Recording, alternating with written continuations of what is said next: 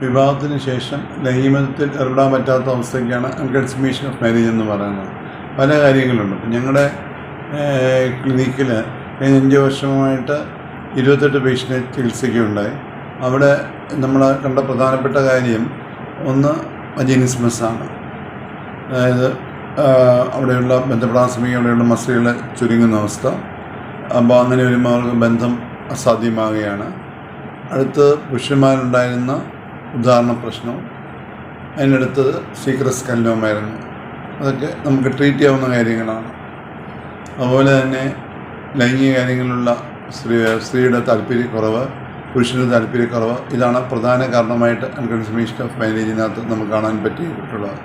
അപ്പോൾ അവിടെ നമ്മൾ കാര്യങ്ങൾ കണ്ടുപിടിച്ച് ട്രീറ്റ് ചെയ്യുമ്പോൾ നമുക്ക് ആ പ്രശ്നത്തിന് പരിഹാരമുണ്ട്.